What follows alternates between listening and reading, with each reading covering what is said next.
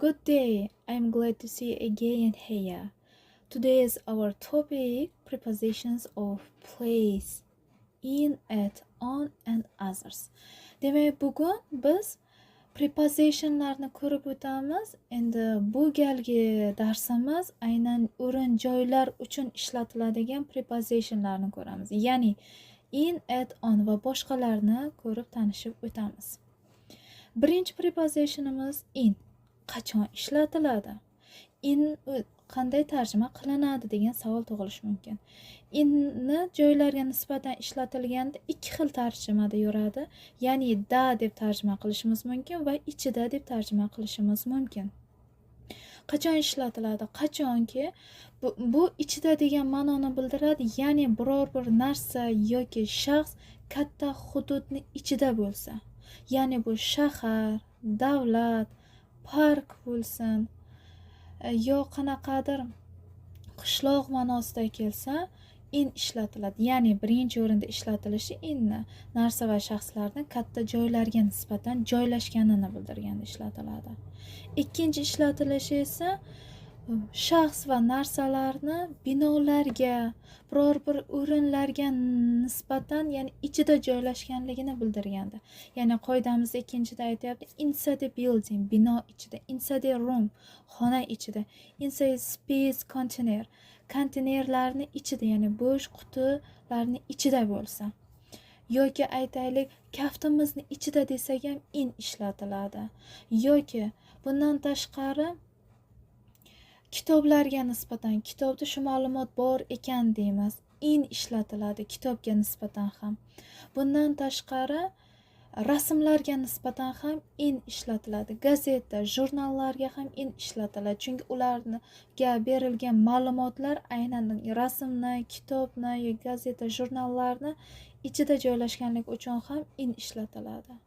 Va oxirgi ishlatilishi car va taksi deyapti. Demak, mashinalar, yengil avtomobillarga nisbatan biz doim in ishlatamiz.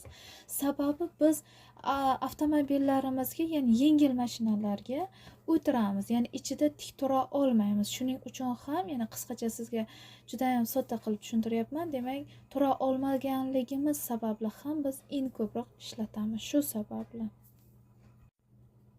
Qo'shimcha qilib aytish mumkinki, bundan tashqari inni suyuqliklarga nisbatan ham ishlatishimiz mumkin. Misol uchun suvda in water deymiz, ya'ni suvni ichida bo'lishi kerak.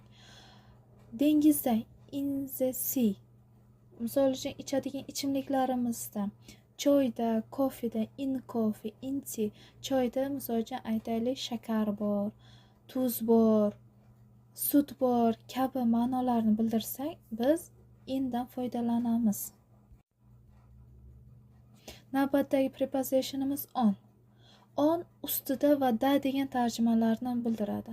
Demak, o'z ma'nosidan bilinib turibdiki, yuzalarga nisbatan ishlatiladi. Aytadi, yuzalarga nisbatan ishlatiladi, ya'ni bularga for a point on the surface deyapti. Yuzalar, ya'ni devorda aytishimiz mumkin, yoki eshikda birorta qanaqadir xat yozilgan, qanaqadir yozuv yozilgan bo'lsa, yoki kitobga nisbatan muqovasida ustida deb aytamiz, yoki stol ustida deymiz, yuza qismi hisoblanadi bu. Keyingi ishlatilishimiz esa for a point on a fixed line deyapti. Ya'ni belgilangan chiziqlarga nisbatan yo'lda deymiz, on road yoki on my way deymiz, aynan ketish yo'ldaman deymizda, shu narsa on my way deb ishlatiladi. Bundan tashqari uyning qismlari mavjud, ya'ni pol deymiz, patolog deymiz, mana shularga nisbatan ham on ishlatiladi, chunki ular yuza hisoblanadi. Ya'ni on ceiling, ya'ni on floor deganini floor, ceiling degan beryapti va ular, bu so'zlar doim the artikli bilan birga keladi. Va keyingi ishlatilishimiz public transport vehicle deyapti, ya'ni jamoat transportlariga nisbatan on ishlatiladi. Jamoat transportiga nima degani? Jamoat, ya'ni ko'p odam sig'adigan. Avtobus, samolyot, poyezd, tramvay, trolleybus, metro kabilarga on ishlatiladi. Nimaga? Sababi, ya'ni oddiy tushuntirganda, o'sha transport vositalariga siz yurib kirasiz, ya'ni tik tura olasiz, ichida yura olasiz va maydon ham kengroq, ozroq, taksi yoki oddiygina mashinalarga nisbatan. Bundan tashqari qotib qolgan birikmalar bor. On beach, sohilda. On coast, bu ham sohilda degan tarjimani bildiradi.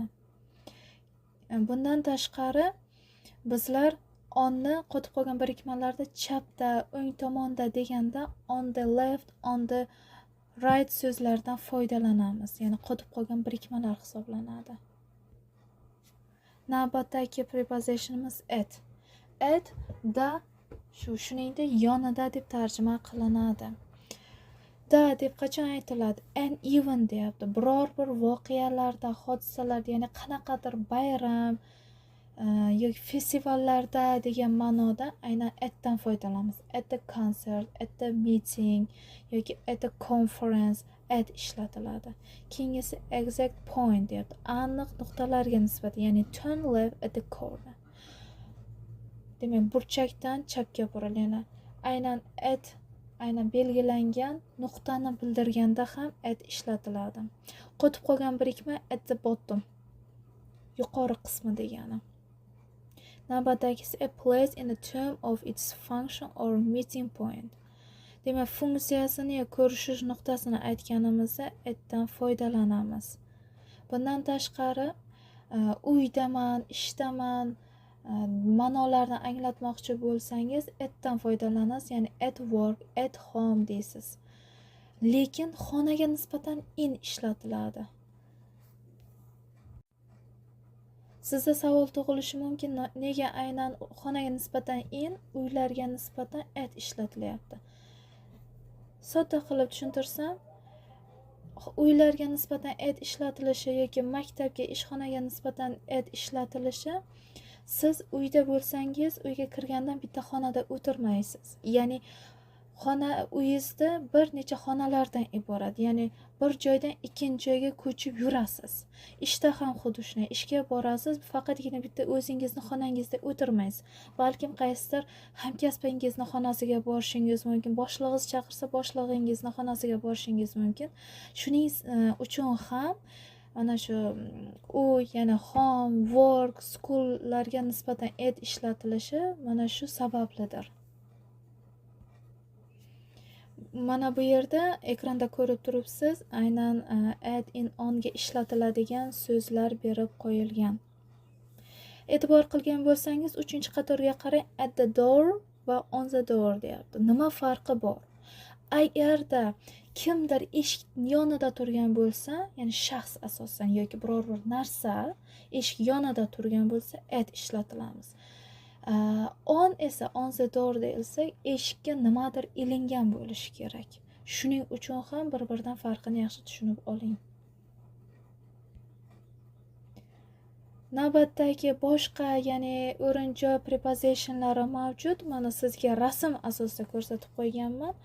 And tagida degani, over ustida, behind orqasi, next to dan keyin, in front of qarshisida, between orasida, ya'ni yoki o'rtasida deymiz, va between deganda ikkita narsalarda tutilishi kerak yoki ikkita shaxs o'rtasida, ikkita shahar o'rtasida yoki narsa o'rtasida nazarda tutilishi kerak. Among orasida degani 3 va undan ortiq narsa, joy, shaxslar orasini nazarda tutiladi. To the left, chap tomonda. Out of, tashqarisida. Qarang, tashqariga chiqib ketish. To the right of, demak o'ng tomonda. Through, orqali degani. Into, ichida degani, ichiga degani yoki. Up, yuqorida, yuqoriga. Down, pastga degan ma'nolarni anglatadi. Mana sizga berib qo'ygan mana prepositionlarim va bundan oldingi ko'rgan jadvallaringizni albatta yodlab oling, chunki bu juda ham muhim hisoblanadi. ko'p kishi xato qilishga moyil aynan prepositionlarni ishlatganda, ayniqsa in, at, onlarni ishlatishda ko'p kishi xatoliklarga yo'l qo'yadi. Ya'ni kichkina elementlarga ko'proq xatolikka yo'l qo'yadi. Agar siz o'zingizda bilimni yanada rivojlantirmoqchi, mustahkamlamoqchi bo'lsangiz, albatta so'zlarni tarjimasi bilan yodlab oling va o'ziz uchun eslab qolishingiz uchun gaplar tuzib, namunalar qilib boring. Va siz bu qoidalarni eslab qolasiz va yanada ko'proq tushunasiz. Bu bugungi darsimizning so'nggisi edi.